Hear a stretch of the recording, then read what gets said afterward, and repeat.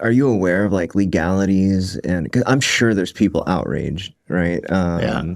Have you heard like any So grumblings or I anything thought there about was supposed to be a ban on Kratom.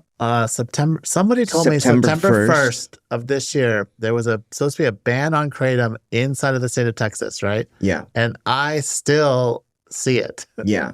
So that ban specifically, the what happened on September 1st was interesting, right? Because what they did was they repealed or they reacted against the Farms Act, which allowed people to sell Okay. Delta products, Delta 9 products, and like the THCA products. Okay. And in that bill, they also snuck in a bunch of language around vapes, where any Chinese components, any vape, any single vape that has a single Chinese component in it is now illegal. It's outlawed. They can't sell it. What? And they also, That's just in Texas, or that was like just in Texas, they did okay. this in Louisiana recently, Okay. and then Texas followed. Okay. And they also snuck in language around kratom. Now the interesting, I went into a vape shop on September 3rd. Okay. And this is how they got. I bought this from a shop on September 3rd. And I went in there. I was like, hey, you guys are still selling everything? He was like, nope, that's free. I was Oh, like, yeah. I was like, what? really? He was like, yeah, but you have to buy this. You have to buy a charger. And it was 39 bucks for the charger. And then they give you this for free. That's so funny. What were they doing with the kratom? It's still on the, I don't know how, I'm not buying Yeah, Kratom. yeah, So I imagine it was still some kind of clever way for them to legally not sell it, but still make their money on it, you yeah. know? The charger's $39. Like He, it's he literally handed me the charger to this, like a little wire like this, and said, this is $39 and this comes for free with it. but you have to buy that in order to get I that. even said, well, I don't want the charger. He was like, you have to take the charger because this is what you're buying. I was like, wow.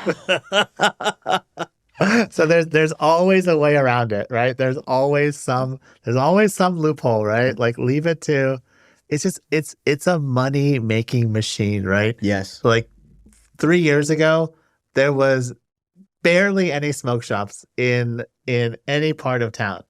And now I can't drive more than half a mile without seeing at least two of them. And the ones that have popped up are not just the smoke shops, right? But they're the ones that like sell smoke shops, Delta 9, and Kratom inside of it. You know what's even crazier? So I'm from California. Smoke shops and head shops have been around since, I mean, they've always been around for me, right? Like the epidemic, the epicenter of the weed culture is in Northern California. Right. And we're talking about Haight and Ashbury in the 70s and stuff like that. And then I grew up in the 90s. There were smoke shops everywhere. As a matter of fact, there was a smoke shop down the street from my house when I was a kid that had my mom's name. And so I always remembered that place, Rhonda's Smoke Shop. Okay. But one of the nefarious things that we are seeing around these smoke shops is that this is where people go for all their drug paraphernalia. They're buying pipes, they're buying all Yeah. kinds of stuff, right? Yep. And what that ultimately does to a community and like what that ultimately does to kids, because as a kid, there's like an allure to seeing these shops, right? Yeah. Like, I don't know if you had that experience or not, Yeah.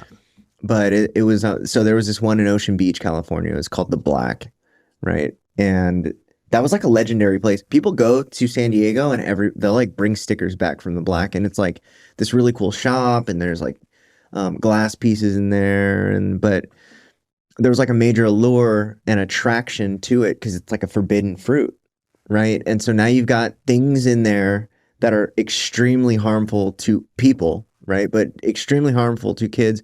Do you remember when cigarettes had to stop? Camel, what was the Camel? Joe Camel. Joe Camel. Yeah, Remember when I they did. had to like stop that? That's when I was smoking. I was smoking back then. Really? Yeah. What, you smoke Camels? Yeah. Camel Lights. Camel Lights. Yeah. Gross. I smoked Turkish Golds.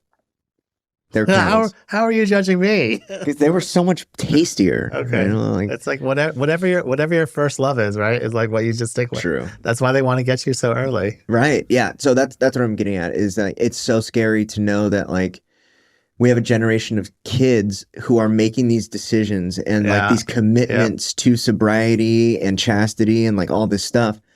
And now you can just easily access this stuff in a gas station. That Yeah. was not a thing when I was a kid. Nope. As a matter of fact, I've got a gas station right down the street from my house, too.